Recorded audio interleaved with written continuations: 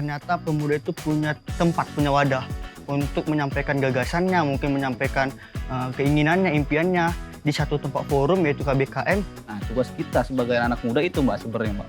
Gimana cara teknologi ini menjaga budaya, menjaga norma-norma kita, dan tetap kita mengikuti perkembangan zaman. Hal yang tadi mistis, yang harus dibakar untuk mendapatkan aromanya, kita ubah menjadi diffuser yang menggunakan teknologi dalam menghasilkan aromanya. Apa istilahnya diaksiri ya? Diaksiri. Banyak hal baru yang akan kita bawa ke KBKM ini.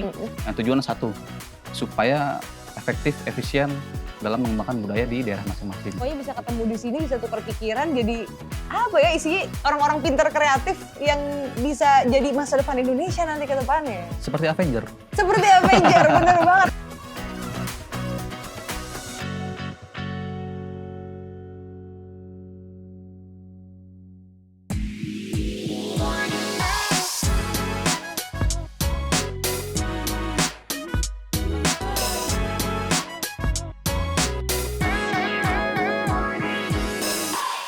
Pada tahun 2018 dalam Kongres Kebudayaan Indonesia, tercetuslah ide tentang Kemah Budaya Kaum Muda atau KBKM, dirancang sebagai platform kerja budaya yang menghimpun kaum muda untuk menjawab berbagai tantangan pemajuan kebudayaan melalui pendekatan STEAM, Science, Technology, Engineering, Art, and Mathematics.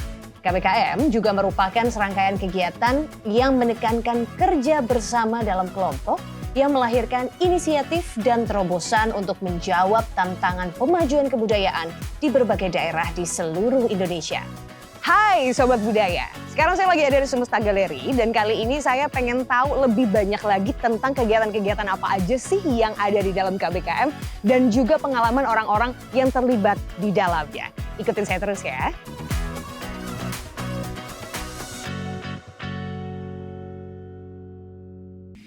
Mekatronika adalah bagian integral yang menggabungkan disiplin ilmu mekanika, elektronika, dan informatika.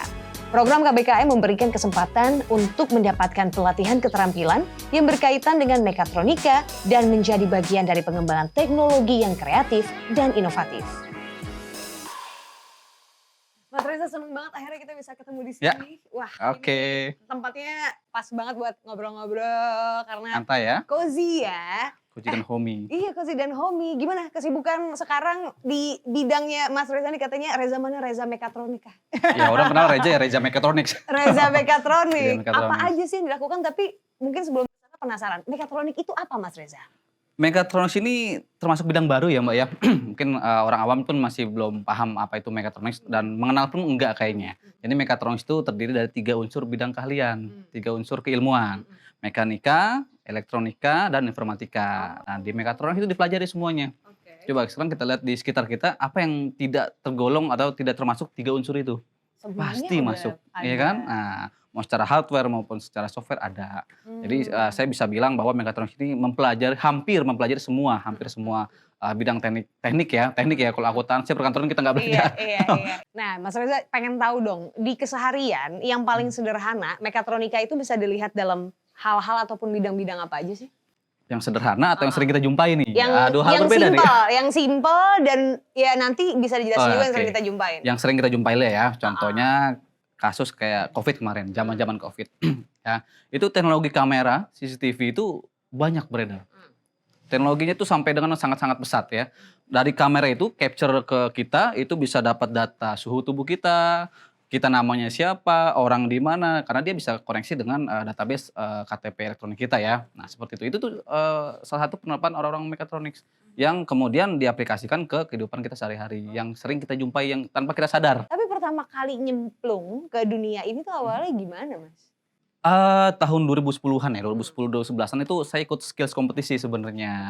Saya dari Indonesia Skills maupun dari ASEAN Skills. Jadi ASEAN Skills itu lomba technical ya tingkat ASEAN. Nah alhamdulillah saya membawa medali emas pertama untuk Indonesia. Keren. Yang alhamdulillah ya saya dalami sampai dengan saat ini. Seperti itu. Akhirnya berjalanlah. Berjalanlah. Sampai akhirnya Mas Reza diminta untuk membagikan ilmunya. Mentoringnya ke teman-teman yang ada di KBKM sekarang. Ya. Apa aja yang Mas Reza lakukan dan seperti apa sih implementasi dari Mechatronic ini ke teman-teman yang memang pengembangan skill dan juga kreativitasnya di bidang tersebut? Ya, tentunya pasti kita memasukkan unsur teknologi ya. Hmm. Ya walaupun kita berbicara teknologi itu ya nggak harus yang keren-keren, nggak Bener. harus yang high-tech, nggak. Contohnya ya kayak salah satu peserta ada yang kita mentorin tuh ada yang pembangkit listrik. Nah, Hmm. gimana sih nih kita kalau cuma hanya pembangkit listrik sudah banyak, Oke, benar, biasa ya kan? banget ya. Biasa banget Ah. dan produk-produk dari impor pun banyak. Mm-mm. Nah, ini gimana caranya pembangkit listrik ini efisien, efektif, low budget dan bisa diproduksi lokal. Oke. Atau kalau kata bahasa keren kita sekarang ini TKDN, tingkat kandungan dalam negeri, itu harus tinggi. Oh, TKDR harus tinggi. TKDN-nya harus tinggi. Nah, kita masukkanlah unsur banyak unsur teknologi-teknologi mekatronika ke sana. Seperti itu, mulai dari how to build-nya, how to use-nya, sampai dengan produk jadinya. Seperti itu. Nah, oke, Mas Reza ini sepertinya semakin menarik. Kita ngobrol sambil duduk di atas karena Ya. ada tempat yang lebih seru lagi. Yuk, Mainkan. ya, let's go. Salah satu tujuan dari program KBKM adalah memanfaatkan teknologi untuk meningkatkan produktivitas dan efisiensi melalui berbagai platform seperti e-learning, sistem manajemen konten, sistem pelacakan progres, dan juga aplikasi mobile. Dengan bantuan teknologi, program KBKM dapat memberikan akses pembelajaran yang lebih fleksibel dan juga berkualitas dalam upaya pemajuan kebudayaan. Oke Mas Reza, tadi kan Ibu kita udah ngomongin soal mekatronik ya. Ya. Bagaimana akhirnya Mas Reza menjalankan hari-hari sebagai mentor di KBKM di 2 tahun berturut-turut ya. Ya. Dan akhirnya bisa ngasih teman-teman ini banyak insight baru tentang bidang-bidang yang berkaitan sama mekatronik. Ya. Tapi bicara dengan tentang mekatronik ini kan nggak bisa lepas dari yang namanya teknologi. Ya, pasti. Kalau teknologi ini kan tentunya adalah kalau penggunaannya tepat memang untuk menunjang produktivitas. Ya. Tapi pertanyaannya adalah sebetulnya elemen-elemen apa aja sih yang bisa menjadi penunjangnya supaya teknologi ini bisa lebih efektif digunakan? Oke, teknologi ini efektif akan digunakan di masyarakat apabila apa? Hanya satu sebenarnya poinnya, Apa tuh? bermanfaat. Mau secanggih apapun kalau tidak bermanfaat teknologi itu ya gimana kita bisa bilang efektif. Nah, dari sana baru kita ada turun, ada efisien, ada nanti mungkin kecanggihannya, mudah atau tidak, diterima apa enggak di masyarakat. Nah, itu kan poin-poin itu memang harus kita tekankan kepada peserta KBKM. Jangan sampai teknologi atau ide yang mereka buat itu tidak bermanfaat atau tidak bisa diterima di masyarakat. Nah, poin-poin itu yang akan kita jaga, yang akan kita mentoring. Oke. Nah, terus Betul. kalau untuk di masa depan nantinya, bagaimana Mas Reza melihat teknologi dan budaya ini bisa berjalan dengan beriringan? Di masa depan, teknologi akan mengambil mungkin bisa banyak ya peran kita akan digantikan dengan robot, dengan Benar. mesin, Peran saya aja dengan mungkin akan software. tergantikan nanti ya. Sudah Sebagai host loh, ya. sudah loh, bahkan. ya. Di Indonesia udah ada TV yang pakai Yes, juga tuh sudah. host AI. Nah, ke depan tuh pasti akan tergantikan. Benar. Kita anak muda, anak masa kini yang tidak bisa mengikuti perkembangan itu akan tersingkirkan perlahan. Ya kan? Nah, bagaimana kita mensinergikan antara teknologi ini dengan budaya yang ada? Nah, tetap ada nilai-nilai norma-norma sosial yang harus kita jaga. Nah, tugas kita sebagai anak muda itu Mbak sebenarnya Mbak. Gimana cara teknologi ini menjaga budaya, menjaga norma-norma kita dan tetap kita mengikuti perkembangan zaman. Karena kalau kita tidak mengikuti, ya kita akan tergantikan sama mesin. Betul. Iya. Jadi berjalannya beriringan, Beriringan. ya. Tidak menggantikan, Tidak tapi saling menggantikan. melengkapi. Nah, Seperti itu. kalau yang dilakukan di KBKM sendiri, bagaimana teman-teman ini bisa mengimplementasikan dan juga memanfaatkan teknologi based on yang udah dimentorin sama Mas Reza? Seperti apa bisa diceritain gak sih? Oke, berangkat dari mereka punya ide di awal ya, Mbak ya. Punya ide di awal, ya kami sebagai mentor kita lihat dulu peluang seperti apa. Kira-kira bisa diterima di masyarakat atau enggak ya. Nah, setelah mereka sudah dapat ide, kita langsung bilang, coba kamu ke daerah ini. Bener nggak nih mereka butuh ini? Bisa nggak diterapkan di sana? Masyarakat bisa menerima nggak dengan kecanggihan teknologi kalian atau dengan produk yang kalian akan buat? Nah, begitu mereka jawabannya iya, lampu hijau semua, baru kita arahkan bagaimana prosesnya. Setelah prosesnya bagaimana, baru kita berbicara kira-kira kita mau sisipkan teknologi apa nih? Supaya ada teknologi baru yang masuk ke daerah tersebut. Yang tujuannya tetap tentunya memajukan kebudayaan di sana ya, melalui kemajuan teknologi yang ada sekarang ini. Oke, kasih satu dong case study-nya dari teman-teman yang sempat dimentorin sama Mas Reza. Apa yang mereka lakukan, permasalahannya apa, prosesnya seperti gimana, terus implementasinya kayak apa? Oke, kemarin itu sempat ada case Mm-mm. di salah satu di daerah Jawa Barat, di daerah pegunungan, saya lupa nama tempatnya apa. Ide mereka adalah bagaimana tempat ini ada sumber listrik yang dimana di daerah tersebut itu setiap jam-jam tertentu itu mati listrik. Oh, oke. Jadi bukan mati lampu aja ya, mati Mm-mm. listrik. Kalau mati listrik semua ya. Semuanya jadi. Kalau mati lampu hanya lampu aja. Uh-uh. Nah, dari case seperti itu, ya kita langsung bilang, oke coba kamu ke daerah tersebut, cek bener nggak setiap jam sekian. Gitu. Nah, setelah mereka cek, ya mereka, oke bener nih Mas Reja, mereka butuh listrik. Oke, kira-kira di sana kira-kira kita pembangkit listriknya mau apa, model apa? Kan ada banyak ya. Setelah pengamatan di sana, observasi di sana, mereka memutuskan untuk bikin tenaga ini angin, turbin, dan tenaga solar panel matahari. Nah, dari sana barulah kita, oke kita mau buat seperti ini, caranya gini-gini. Kamu cari bahan ini, coba kamu implementasikan seperti apa. Oh, oke. Terus Seperti endingnya itu. mereka keluaran produknya masih ke develop sampai sekarang kah? Atau? Sekarang sejauh ini masih, tapi ya masih skala kecil ya, belum satu kampung itu enggak, hanya sebagai sampel beberapa rumah aja. Itu pun hanya untuk beberapa lampu, enggak full. Mungkin kedepannya mereka akan mengembangkan fullnya. Nah nanti harapan ke depan kita memang daerah tersebut akan terangkat oleh teknologi yang akan kita persembahkan di sana. Menurut saya juga sama pentingnya ketika teman-teman notice ada tempat kayak KBKM seperti ini ya, kemah budaya kaum muda yang memang isinya tadi saya sempat mention jadi melting pot untuk orang-orang yang memang punya peminatan di luar di bidang kreatif ya, yang perwarupa ataupun aplikasi gitu ya. Jadi semuanya bisa ketemu di sini, bisa tukar pikiran, jadi apa ya isinya orang-orang pintar kreatif yang bisa jadi masa depan Indonesia nanti ke depannya. Seperti Avenger. Seperti Avenger, bener banget tempat Seperti inkubasi Avenger, ya. superhero. Ya memang di sini menjadi komunitas dan menjadi habit juga kita saling tukar informasi karena masing-masing tim, masing-masing kelompok itu punya skill yang berbeda-beda, punya apa ya, punya power yang berbeda-beda. Yang ini jago ini, yang ini jago ini ya disatukan mantap itu jadinya. Luar Avenger biasa. lah. Jadi Avenger. Nah, ada salah satu Avengernya KBKM yang kita hari ini juga mau ketemu. Oke. Nah, ini jauh-jauh dari Sumatera Utara sengaja datang ke sini untuk ngasih lihat ke kita produk yang udah berhasil dia develop. Mungkin jangan Mas Reza kenal juga. Sempat ketemu kita Sempat beberapa kali ketemu karena ya? pada saat bimbingan kita general. Oh, General, semuanya pasti jadi ketemu. bisa ketemu sama siapa Pasti aja. ketemu. Nah, nanti kita akan ngobrol-ngobrol banyak sama dia di Oke. sini. Haminjon adalah salah satu kelompok dari sekian alumni program KBKM yang hingga saat ini masih aktif menjalankan gerakannya.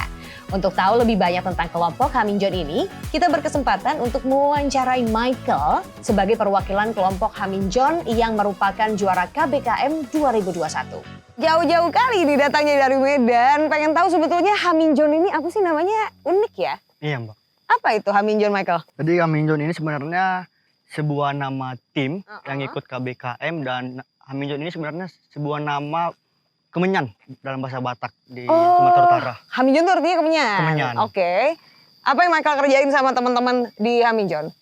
Kita itu membuat suatu inovasi kebudayaan di mana sebenarnya banyak problem terkait dengan kemenyan yang ada di Sumatera Utara, khususnya di Humangas Sundutan, di Desa Spituhuta yang menjadi objek kita di sana. Apa aja problemnya? Kenapa akhirnya Michael kepikiran untuk come up dengan ide Haminjon ini untuk bisa dipasarkan? Jadi yang pertama itu sebenarnya permasalahan lingkungan, Mbak. Jadi di masyarakat hukum adat di Desa Spituhuta, Panduman itu ada perampasan hak terkait dengan hutan yang mereka tanami dari nenek moyangnya itu terkait dengan kemenyan yang dirampas dan dialihfungsikan menjadi tanaman eukaliptus. Dan sejak 8 tahun bekas 10 tahun lalu itu mereka perjuangan untuk mempertahankan hutan mereka tadi, hutan adatnya kemenyan tadi. Terus kondisi tanah adatnya sekarang gimana, Michael? Ya syukurnya setelah 2021 diresmikan, disahkan oleh Menteri Lingkungan Hidup dan diserahkan langsung oleh Bapak Jokowi di istana. Sekarang mereka sudah memiliki hak untuk mengelola kembali dan menjadi tanah masyarakat hukum adat, jadi hutan adat jadinya sekarang. Oke, Michael, jadi terus Haminjon-Haminjon yang tumbuh di tanah adat itu masarannya gimana? Jadi pemasarannya itu mereka itu si petani tadi hanya menjual ke tengkulak, ke penampung. Oke. Harganya fair? Harganya ya gimana harga penampung lah. Dan itu yang sangat miris. Sebenarnya kemenyan ini, Haminjon ini adalah emas di Sumatera pada masa lampau. Tapi sekarang itu menjadi harga yang kurang dihargai gitu. Jadi kalau kita melihat ke daerah lain, begitu tingginya harganya jauh berbeda dengan yang ada di desa Spituhuta ini. menurun sekali. Oke, dan akhirnya sebagai anak muda di sana, Michael dan teman-teman mencari solusi lah.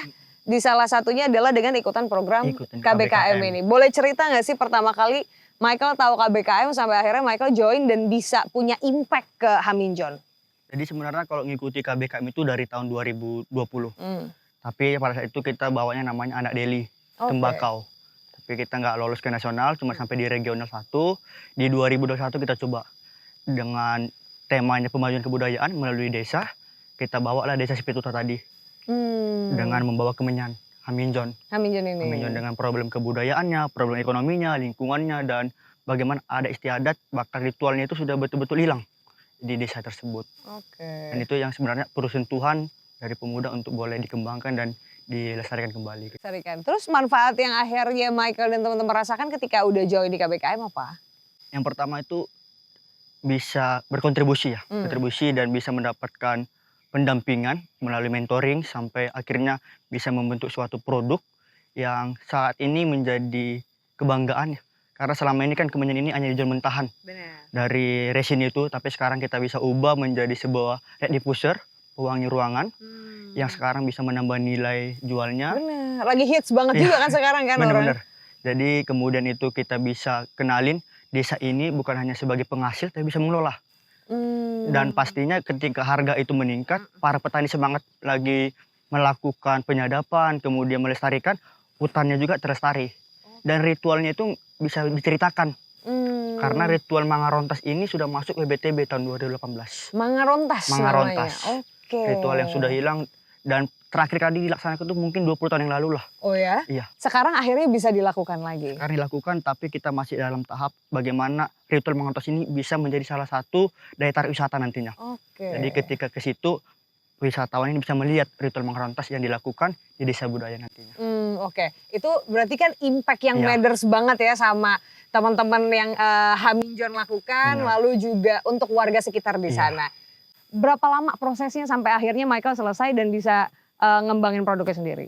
Itu mungkin kalau yang di Haminjon dari 2021 awal sampai akhirnya kita ngikut mentoring di regional. Itu kita regional itu masih mentor umum, semua kita dapat ilmunya. Kemudian setelah lolos, dinyatakan lolos di tingkat nasional, dari bulan Agustus kita dimentori oleh Mbak Pani, kemudian ada Mas Puji, yang mereka itu dari dua sudut yang betul-betul melengkapi Haminjon ini dari budayanya dapat, kemudian bagaimana pemanfaatan teknologinya bisa menjadikan sebuah hal yang tadinya mistis yang harus dibakar untuk mendapatkan aromanya, kita ubah menjadi diffuser yang menggunakan teknologi dalam menghasilkan aromanya. Apa istilahnya diatsiri ya? Diatsirin. Oke, nah sekarang kita akan ketemu sama salah satu mentor yang mungkin Michael masih ingat, terlibat juga di KBKM waktu Michael masih dalam masa inkubasi. Kita ketemu sekarang. Ada Mas Reza di sana. Yuk.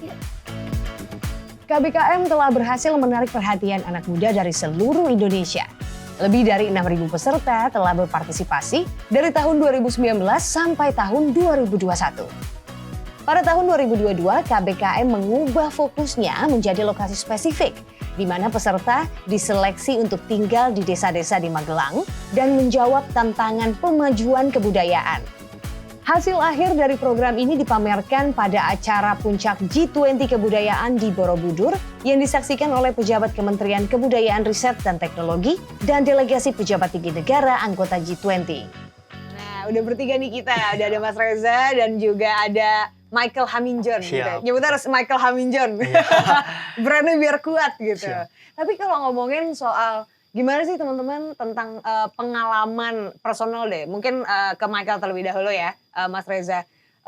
Personal Michael, pengalaman akhirnya menjadi salah satu alumni yang tergolong working dengan produk yang di-develop. Ini nih jadinya nih udah ada di sebelah kita, ada Haminjon di sini produk turunannya.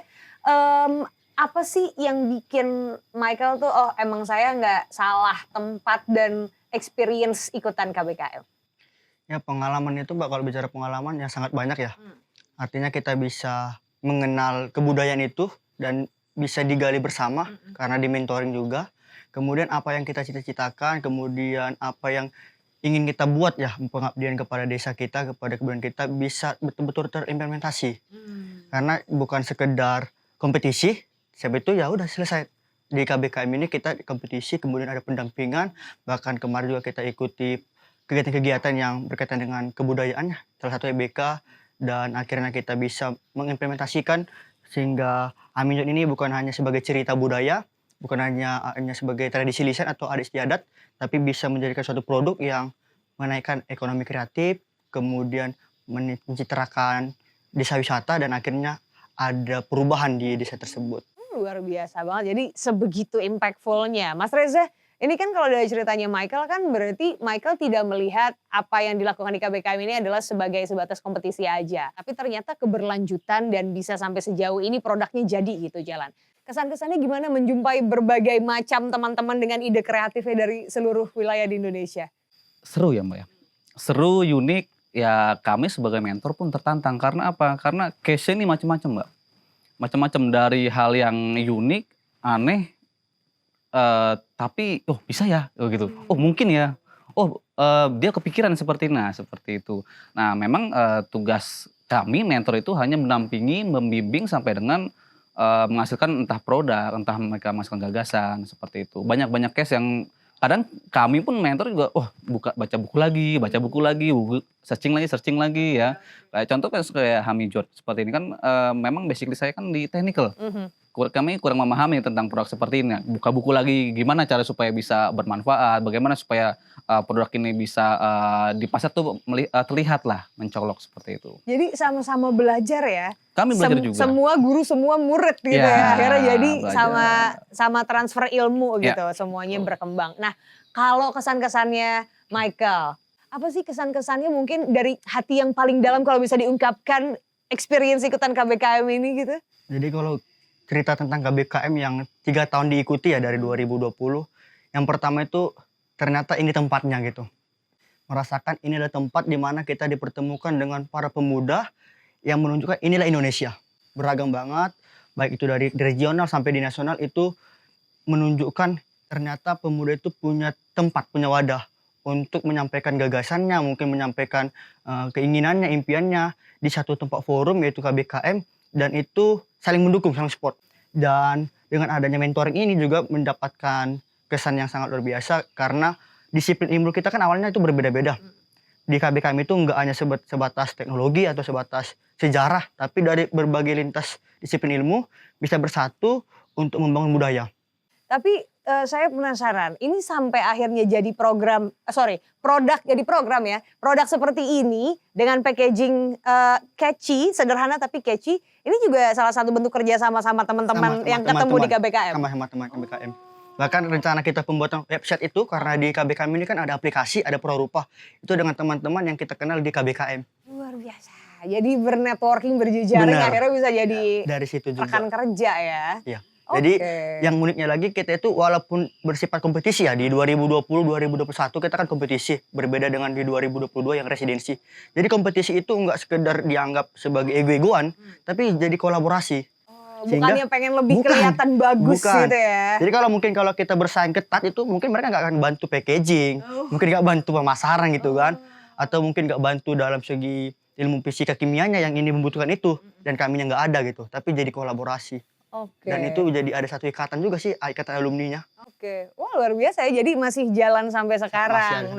Mungkin kan dengan obrolan kita kali ini jadi banyak teman-teman yang keinspirasi untuk join di KBKM. Program KBKM ini ternyata bisa se-working itu untuk teman-teman yang memang punya inovasi, pengen punya kolaborasi keren-keren sama orang-orang luar biasa dari seluruh wilayah di Indonesia. Harapannya deh mungkin dari Mas Reza dulu. Apa sih harapannya untuk teman-teman yang mungkin nanti nextnya akan juga pengen mulai join di KBKM ataupun mentor-mentor yang nantinya juga akan sama kayak Mas Reza mengayomi mereka? Ya yang jelas dari kami perkumpulan mentor-mentor, kami komitmen tahun ini kita akan banyak melakukan penggebrakan, banyak hal baru yang akan kita bawa ke KBKM ini. Yang tujuan satu, supaya efektif, efisien dalam mengembangkan budaya di daerah masing-masing. Very nice. Jadi ditunggu ya teman-teman semuanya. Michael jangan lupa ajak teman-temannya untuk datang dan join di KBKM juga. Mungkin harapannya dari Michael sebagai produk yang udah jadi dan ngerasa ikut KBKM ini working banget. Jadi kalau saya itu bisa dibagi harapannya. Yang pertama harapannya dengan adanya KBKM ini, ternyata desa itu punya potensi loh. desa itu punya potensi dan kebudayaan itu sebenarnya perlu sentuhan pemuda. Sehingga kebudayaan itu bukan dianggap sebagai hal-hal yang tradisional, yang kuno. Zaman dulu. Iya, zaman dulu kulot gitu ya. Tapi dengan adanya pemuda dan yang sangat ini dibutuhkan, perlu sentuhan teknologi mungkin, perlu sentuhan ya inspirasi-inspirasi dan inovasi-inovasi yang bisa mengembangkan dan mengenalkan kebudayaan kita itu bisa terlestari dan bisa maju sehingga Indonesia itu betul-betul dikenal sebagai negara yang berbudaya gitu. Dan harapannya pemuda itu bisa berkontribusi dan KBKM ini adalah sebagai salah satu wadahnya. Sehingga apapun keinginan, inovasi, cita-cita ataupun batas mungkin cerita. Kita awal dari cerita pengennya begini, pengennya desa ini begini, sayangnya begini. Tapi dengan ada KBKM itu terwujud loh gitu. Terwujud dan dimentorin, bahkan nanti ada program-program yang nantinya ada pendanaan inkubator lah gitu sejenisnya. Oke. Jadi nggak cuman kepengen desanya maju tapi rebahan aja gitu ya. Makanya ada KBKM ini untuk memudahkan, memuluskan keinginan itu supaya bisa menjadi kenyataan. Well, terima kasih teman-teman, Mas Reza. Terima kasih banyak, Michael. Terima kasih banyak. Sukses terus untuk development produknya. Saya tunggu produk-produk lainnya karena saya suka. Tadi udah sempet smells enak banget. Mas Reza udah nyobain belum? Udah ya, enak banget kan. Dan Mas Reza juga good luck untuk mentoringnya dan salam untuk teman-teman mentor yang lain.